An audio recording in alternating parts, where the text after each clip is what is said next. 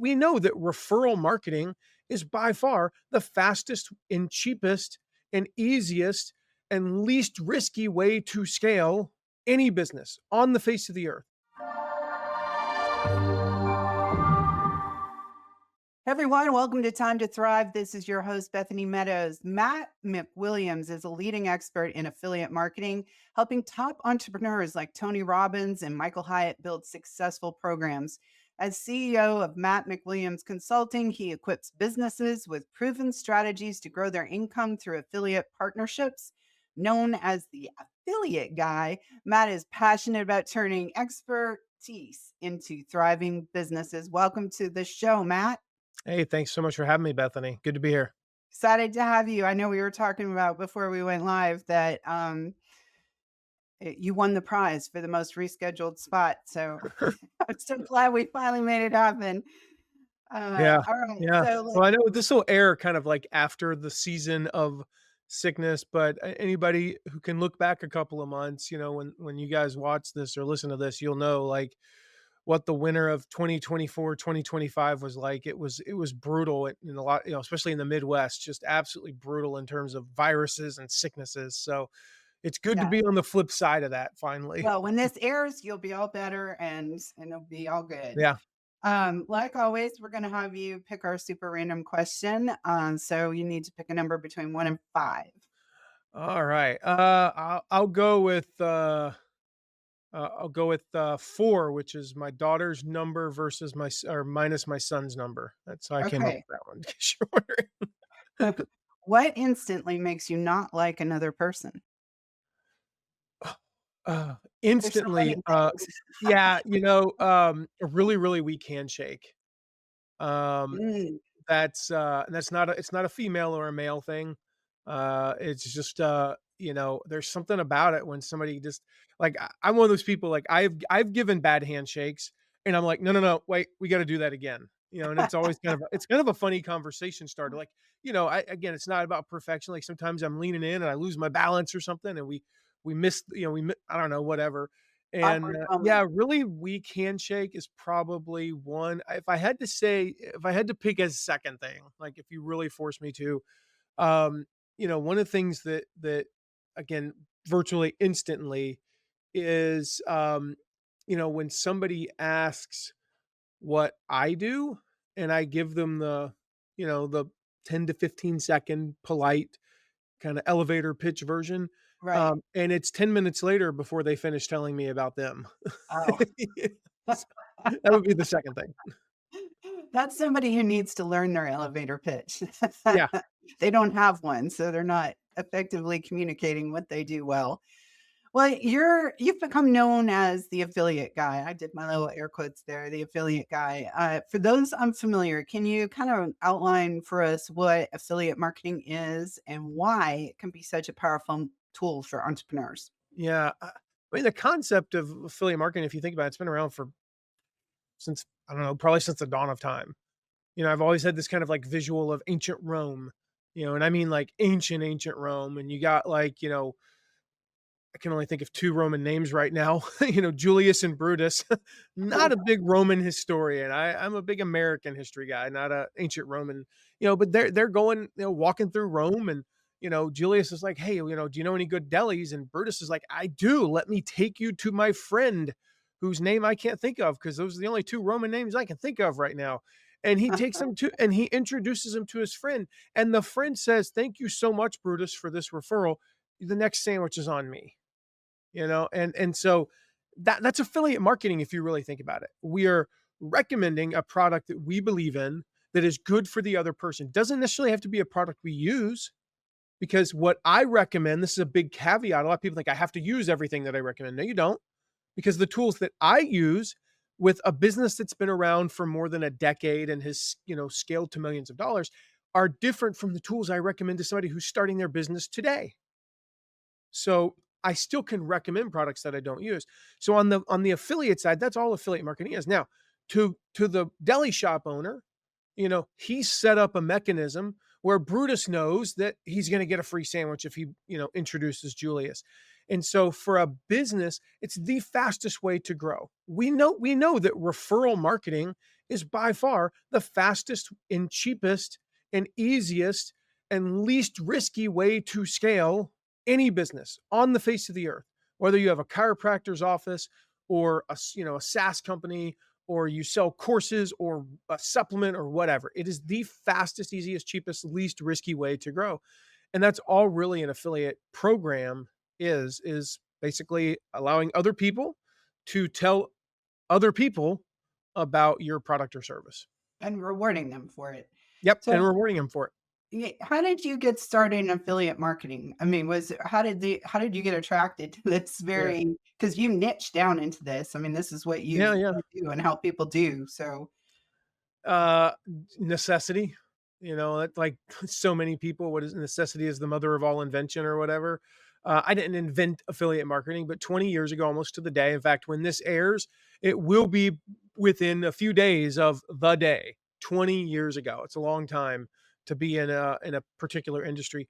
I had a company that I started with two business partners, and we'd been in business for about 8 months. We were running out of money. We couldn't make payroll in 2 weeks. So we had this epic meeting, on a Saturday morning that went into Saturday night. How are we going to, how are we going to save our company? How are we going to make payroll in 2 weeks? How can we, we have a magic number that we need to get to, which is roughly, seven, $8,000 a week that we need to make. How are we going to make seven, $8,000 a week when we're making three or, four right now? And it was kind of like the equivalent of, trying to make your house payment by going through the couches. The things we were coming up with in whiteboarding were so dumb and so small scale. It's like, well, we can do $25 here, and if we do this marketing thing, maybe we go on Craigslist. And it was like, oh my gosh, or But if you look back again, we're trying to save the company.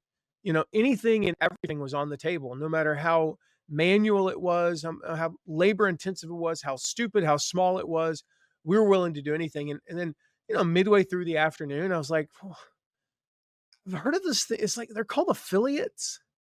We're like, well, and this is 20 years ago. So if you don't really know what it is now, just imagine 20 years ago how few people even knew this existed.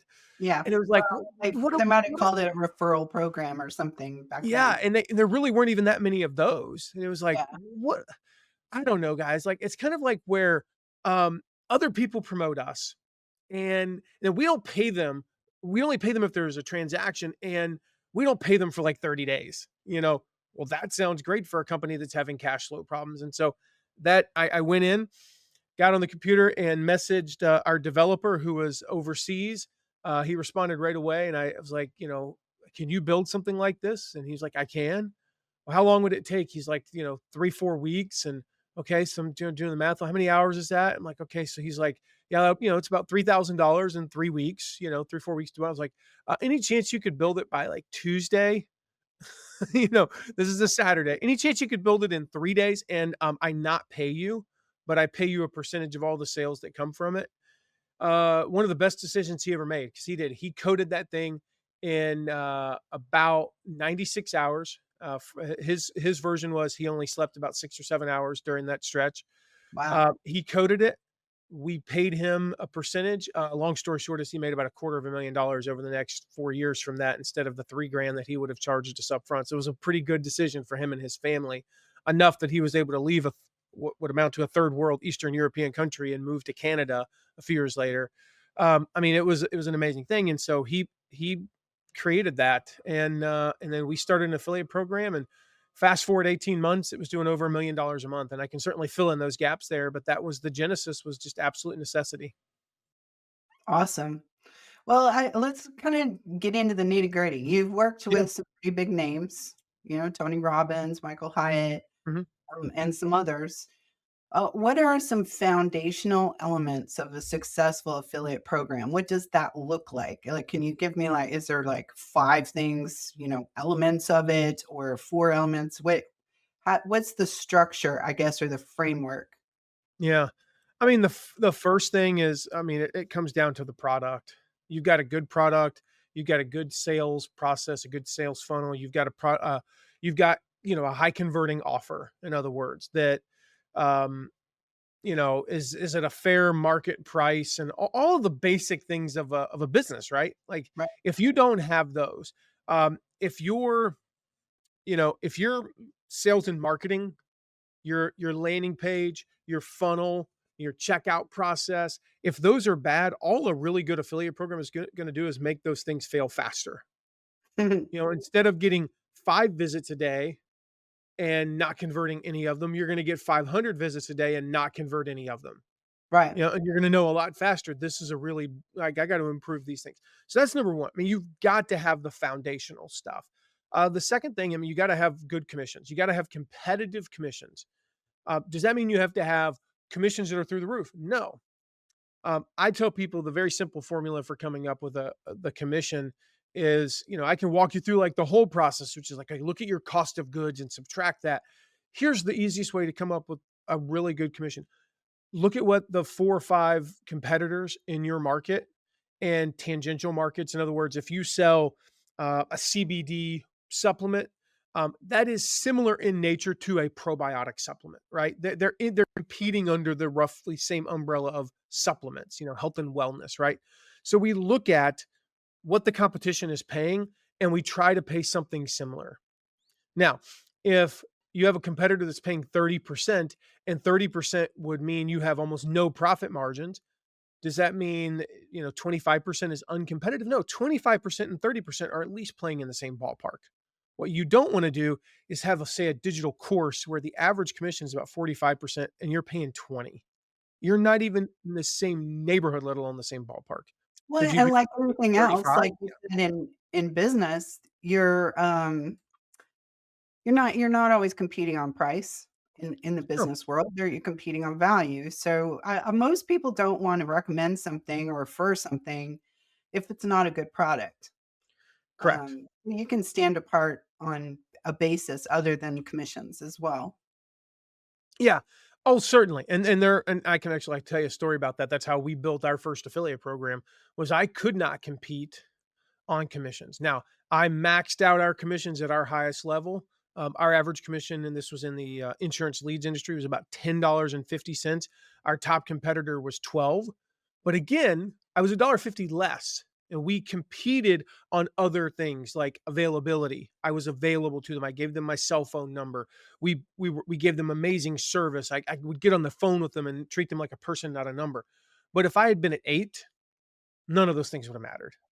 Right. They can't make they cannot make 33% less. Can they make 10 to 15% less? Yes, but 33% is asking a lot. So you got to be competitive. So we've got a good product, a good sales funnel, good basics, a good commission. I sort of just touched on it. The third thing is just, being helpful to them. Um, Knowing marketing. You've got to have a good kind of ties into our first thing, right? The affiliate manager, whoever's running the affiliate program, whether it's the owner of the company, the CMO, or actually an affiliate manager, or if you hire an agency like ours, that affiliate manager needs to know how to do things. They need to be able to get on a call with an affiliate and help them. They need to be able to send out helpful marketing tips. They need to be able to share what's working. They need to understand marketing and sales and customer service and, just being a good person. Um, you don't have to be the most outgoing person in the world. You don't have to be an extrovert to be an affiliate manager, but you need to have a little bit of personality. You need to be able to get on a call with somebody and relate to them. You need to be able to do the basic things that I consider to be being a good human being. When you're on a call with somebody for the third time and you ask, "How's the family?" That's the wrong question to ask.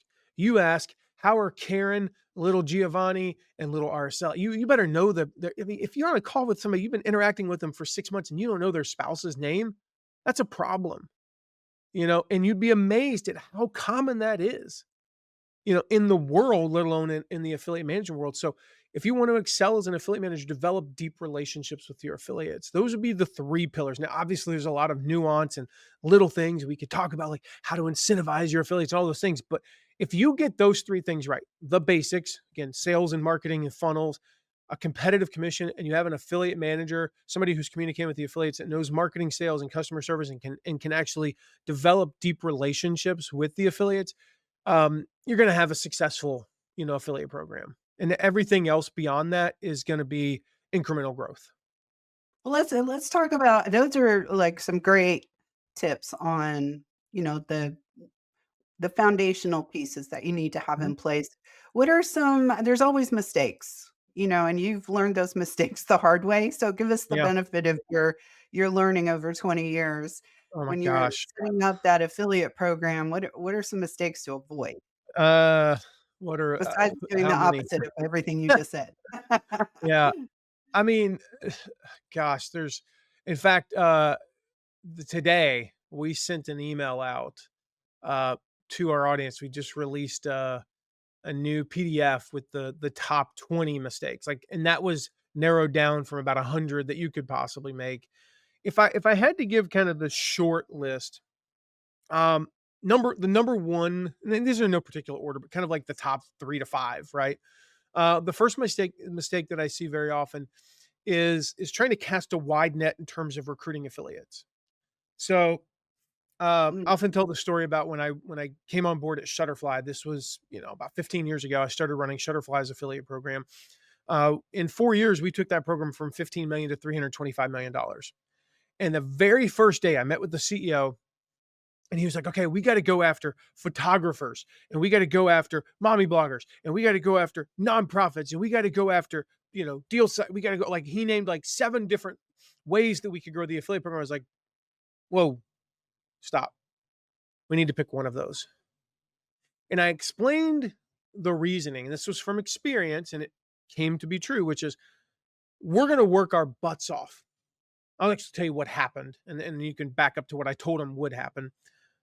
I said, okay, over the next 9 months, I focused 100% on mommy bloggers. That's what they were called back then. They're not really called that now, but we're going to go all in on mommy bloggers. So here's what's going to happen. The first week, I'm going to reach out to 100 mommy bloggers. I'm going to get 3 people to respond, and I'm going to get one of them to join our program. The second week, I'm going to reach out to 200, or 197 if you do the math from the 3 that responded the week before, and I'm going to get like 2 to sign up. And then the next week I'm going to sign up another 2, and then I'm going to sign up like 4, and I'm going to work my butt off for 4 to 5, 6 months before we start hitting critical mass. Because here's what happens. We all know that mommy bloggers follow other mommy bloggers. Photographers follow other photographers. Name an industry, they follow other people in their industry. But if I get to the point where in a given day, an affiliate, this is pre really the growth of social media as a marketing tool. If I get to the point in a day where that affiliate sees 5 affiliates posting about Shutterfly, or they get 5 emails about Shutterfly in a day, they go, maybe I should sign up for that program. If they get one a week from different affiliates, it doesn't really click with them. And 2 in a day doesn't really click with them. But when they get to the point where they're getting 3, 4, 5, 6, 7, what happened was around month 6, we started getting affiliates coming to us and signing up. I worked yeah. my butt off for the first 6 months. Then they started coming to us. And by month 9, it literally got to the point, Bethany, where it was like if you were setting up a new mommy blog, it was step 1, register your domain. Step 2, set up WordPress. Step 3, register with the Shutterfly affiliate program. We were getting hundreds of people applying every single day, almost all of whom were mommy bloggers. So around month 9, we're like, okay, we got that going. They're all coming to us. We don't have to do anything to go actively recruit mommy bloggers. Let's go to photographers. And I made the conscious choice to focus on just wedding photographers because we had a wedding division under Shutterfly called Wedding Paper Divas. So we focused on just same thing. 4 to 6 months, worked my butt off. Around month 6, we started getting a bunch who would apply. So that's number one, just kind of casting a wide net. The old saying, what is it, like an inch wide and a mile deep versus a mile wide and an inch deep? Same philosophy there. So really, really focus super hard on a small segment of potential affiliates and go all in on them for a period of time. The second big mistake I see, we talked about the commissions earlier, so that's one, not having a competitive commission, so we can skip that one. But the second one I see is once affiliates sign up, there's not really an onboarding process. There's not a process through which an affiliate signs up and they get not only an automated email that's like, welcome to our program, here's your link, but a welcome like, hey, I checked out your site. Now, I mentioned Shutterfly earlier, and you go, well, Matt, you were getting over 100. It's true. I was getting 150 to 200 apps a day. How could I possibly do that? I didn't. There was no way to. Most of you aren't going to ever get to that point. This was a big brand, a publicly traded company with some serious momentum. But even if you're getting 5 or 10, go check out their site. Find a way maybe where you could fit in. Hey, I looked at your resources page. I think it would go great there. I signed up for your email list and I saw your automation campaign. Can we get added to that? Like customize, an actual welcome email that shows that you took a moment to check out their stuff. Pay Again, attention. Yeah. get to know them, follow them on social media, engage in their comments so they see, okay, this is somebody who actually wants to invest in a relationship. But that onboarding process is very important because the statistics show that only about 30% of affiliates that sign up for a program will ever make a sale. If, so that's 70% won't. If they do not have a transaction within the first 30 days, 98% of them will not ever have a transaction. You only have a 2% chance if they are not active within the first 30 days. Why? Because they signed up, they're as excited as they're ever going to be, and then you don't onboard them properly. So here's what you need to do. The moment they sign up, you're in a sprint to how fast can I get them to make a transaction? What can I do to incentivize them? If you need to break even on that transaction, so a lot of times what we'll do is we'll say, let's say we have $100 product and we pay a commission of 30, percent, and our cost of goods is 50%. So I'm going to just work with me on the math here. Everyone I sell costs me 50. I'm going to give them 30. I'm only going to make 20. If I say to that affiliate, if you make 5 sales within the first 2 weeks, I'm going to give you a $100 bonus that wipes out all of my profit. And you go, well, I made no money on those 5 transactions. Correct. But now there's a significantly greater chance that they're going to not make exactly 5 sales. I just need to get them to make some sales. I need to for them to have a goal that's achievable. Anybody can make 5 sales. My mom, who does not have a blog, a podcast, an email list, but has a few hundred Facebook friends with the right product, could sell 5 within 2 weeks. My 70-year-old mom, who knows nothing about affiliate marketing, could pull that off if she actually does a little bit of work. So that's my goal, is like to get them as active as possible, as quickly as possible. So those are probably the three biggest mistakes that I see. I mean, there's 20 that we just wrote about out of about 100 that I've made personally over the years. Well, it's good to learn from our mistakes. I mean, that's part of being an entrepreneur, right?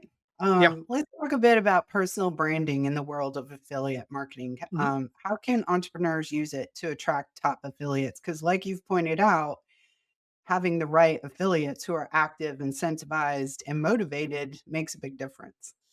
Yeah. I don't know if you have to have a personal brand. I mean, I think everybody should have a personal brand. And, it's 2025. Like, um, I mean, if you're an entrepreneur and you're the face of your company, you should probably have a personal brand. If you are an employee, you should probably have a personal brand. I mean, the reason why, you know, many, many, many, many years ago, when before I started my company, when I got fired as an affiliate manager, not for being a bad affiliate manager. It was a very long story. The short version is the company that took over needed to run the company into the ground, and the affiliate department was the only department that was actually profitable. So they needed to drive the company into more debt so that they could buy it for the debt and then turn it around and sell it. But anyway, so I got fired as affiliate manager. I'm like, well, I should go become another affiliate manager at another company because that's what I thought to do. And I ended up, I applied like 10 places. The reason I started my agency was I had so many offers. I had like 6 offers within a week. I had 6 offers to become a full-time affiliate manager. And I was like, well, I don't want to say no to any of them. So I'll just say yes to all of them. And that's how I started my agency. I said yes to all of them, and I worked part-time for all of them as an outsourced affiliate manager. And the reason I was able to do that was personal branding. I had a blog that wasn't that great, but it was at the time, it was probably one of the top 5 affiliate marketing blogs in the world. Again, if it were around today, it would probably be the 5 millionth best, but back then it was really good. I had a podcast. I had a couple of social media accounts in the early days. I had a Twitter account and a Facebook page that talked about affiliate marketing. I had won a bunch of awards, affiliate manager of the year. At that time I was 3-time affiliate manager of the year. Won it again a couple years later to make it 4. So I had a reputation, and You could Google my name just as you can today. You Google Matt McWilliams, the first thing that comes up is my site, and you go to the homepage, and within 30 seconds, Matt McWilliams is the affiliate guy. Not the name I picked, by the way. I did an episode about why I actually don't really like the name, but there's a reason why it stuck. And so, like, I mean, instantly. That's the value of personal branding for everybody. It's important if you are an affiliate manager to have social media accounts that are active. So again, when they go see your stuff, they see like this is a human being. He's a family man or whatever, or she likes gardening, or he likes gardening, or she likes working out. Like they can find some sort of a similarity. And oh my gosh, she went to the University of Connecticut and they just won the national title in basketball. That's awesome. These are the types of things that people should see about you. And so that's the importance of personal branding from a brand side. But an affiliate should have a personal brand, obviously, because, well, that's what we have to have today. So I mean, everybody should have a personal brand. There's just no excuse not to anymore. Yeah. So if I'm an entrepreneur and I'm just getting started to explore this world of affiliate marketing, Mhm. what's the first few steps I should be looking at? Um, it depends on the situation your company's in. If you got a little time, my recommendation would be to start doing affiliate marketing to become an affiliate. Look around your desktop. Look around your virtual desktop. What are the sites you use daily? What are the tools you use daily? I mentioned earlier you don't have to use what you promote, but it's a great way to start. Think Right. about like what could you promote as an affiliate? What could your company, if it's a company, what could your company promote as an affiliate? Who could you partner with? Or maybe there's a two-way relationship. I'll promote you, you promote me. A great example of that is one of our clients works, they basically help people start a franchise, or they help people not become a franchise. I forget which term it is, a franchisor, not where they have the franchise, but where they're the person running the franchise. Like you, Franchising. you operate a McDonald's, right? That's what I was trying to say. Right. They help people find those opportunities. This other company teaches people how to start a home services business, carpet cleaning, bug killing, things like that. Well, here's the thing. That company 97% of the people who sign up for their email list will never buy their service, teaching them how to start a home services business. Some of those people would sign up for the franchising service. The reverse is true. 98% of the people who sign up for the email list for Free Ambassador will never fork over $50 to $75,000 to start a franchise, but they would love to spend a few $1,000s to learn how to start a home services business. They're perfect partners for each other. So as you do those things, if you can, become an affiliate first. I didn't have that luxury back when I started in this world because we had to make payroll in 11 days. I didn't have that luxury. But if I Yeah. could, I would have, because when I later became an affiliate, I was already a two-time affiliate manager of the year. I was pretty good at what I do. In other words, when I became an affiliate and saw things through an affiliate's eyes, I became a 10 times better affiliate manager, 10 times. I started seeing things that other people were doing. I saw things that drove me nuts. And I went, oh my gosh, wait a minute. We're doing something similar. We should improve that. I saw things that other people were doing and I got to copy some of it. Two examples of that. One is an affiliate. I hated the fact that when they published leaderboards in a promo, so this is like a 2-week promo, and I had to, they would publish a leaderboard every 2 to 3 days. Well, that drove me nuts. I want to know where I stand, preferably at least once a day, honestly, twice a day, maybe even 3 or 4 times a day. So I was like, hey, team, what would it take for us to create a live leaderboard? This was back in 2014. We created a page. I was like, I wonder if anybody will ever even check out this page. When we looked at the analytics later in the back end of our system, the average page in our affiliate portal had like 500 visits, during the promo. The live leaderboard page had 45,000, Wow. meaning the average person visited that page 900 times more than any other page, roughly. I mean, it was insane, because they were keeping it up. They were refreshing it. They were keeping up with their stats. Like, they weren't going to a lot of the other pages more than once.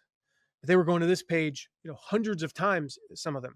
So we created that live leaderboard page in reaction to me saying, I'm really frustrated by the fact that I can't get an update on how I'm doing.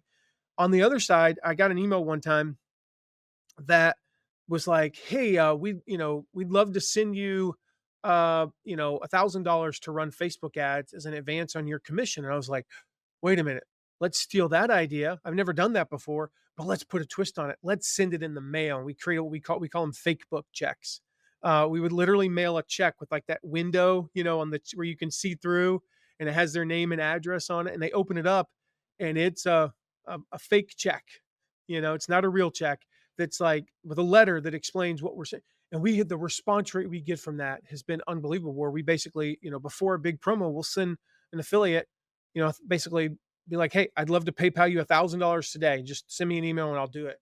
So you can run ads, promoting this." And so that was a little innovation we got by, quite frankly, stealing something from somebody else. So become an affiliate first.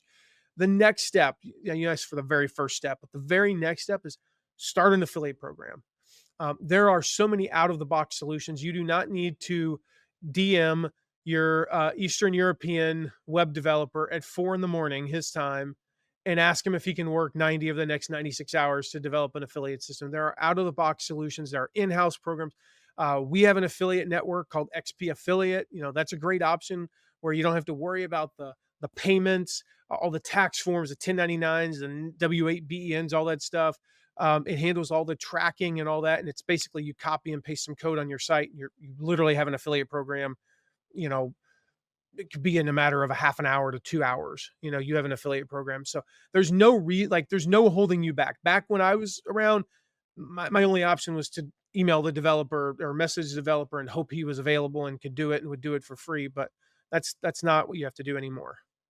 Right, right. I noticed on your website when I was, stalking you before the Mhm. show, that you have a list in their footer of the webpage of resources. Yeah. And um, the first one on your list was Stu McLaren, who was just on the show a Oh, couple nice. of weeks ago. Yeah.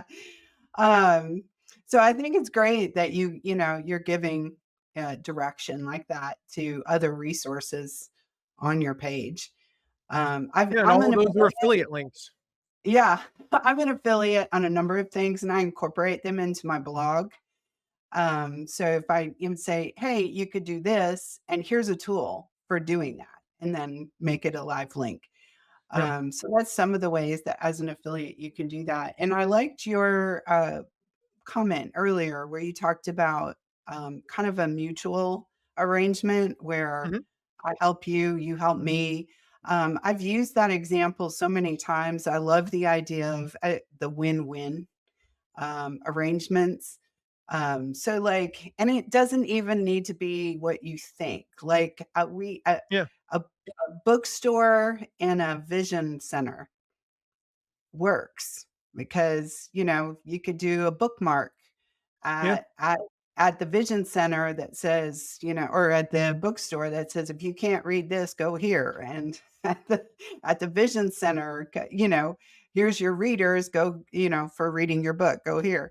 So there's some creative ways that you can do that.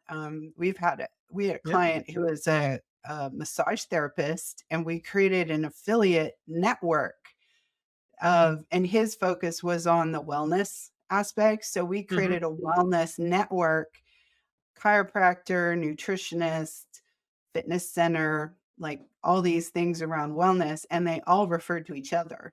So it became they became this group that Yeah. um, did I with mean, each other. even your competitors, it doesn't like you have to remember we think of like Toyota and Mazda being competitors, Toyota and Honda. The thing is, the average person is going to buy a car, whatever, 6 to 8 years. They're going to buy one car. It's cutthroat. In other words, like Toyota and Honda probably don't want to work together very often. Although actually, they have done that in the past. Like different companies have worked together to create different things. They buy each But other. yeah, but like you think about it, I could have a competitor. A great example was we back when I worked with a company, we sold guitar instruction, and we had the best. Nobody would dispute this. It was the best guitar instruction on the planet. It was also the most expensive guitar instruction on the planet. This course, $200, and but it taught you everything about guitar.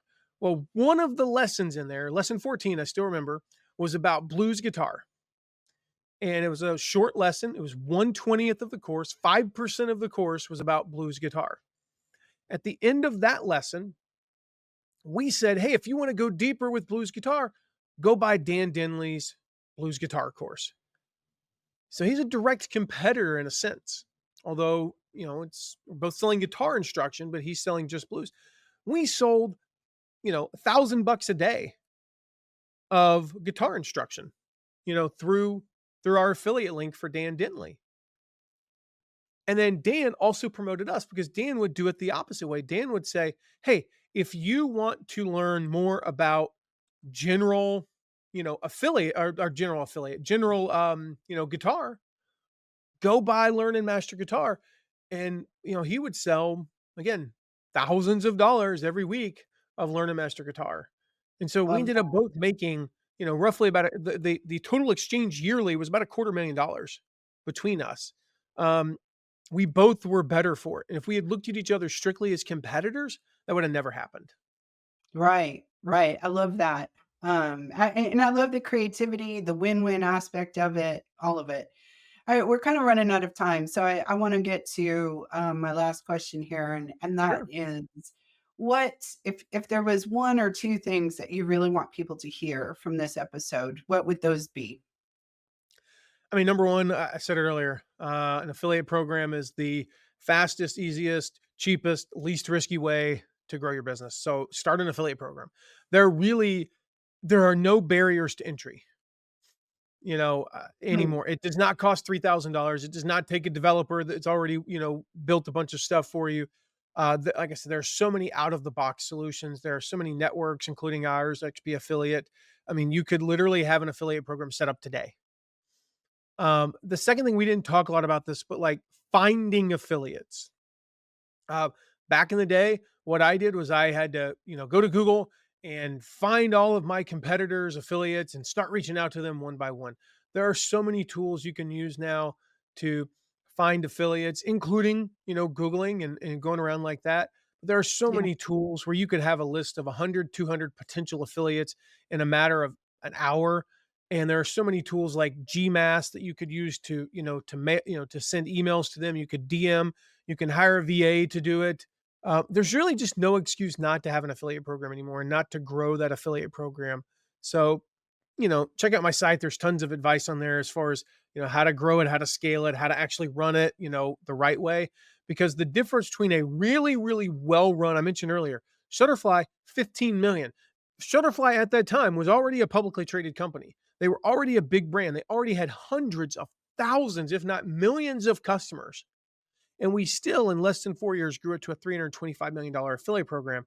How do you do it? It was because, I came in and we yeah, applied professional affiliate management to it. We did it with excellence. We did it one by one, like I said, one group by one group. We onboarded people properly. We incentivized them. We were communicating with them. They were sending out a monthly affiliate newsletter.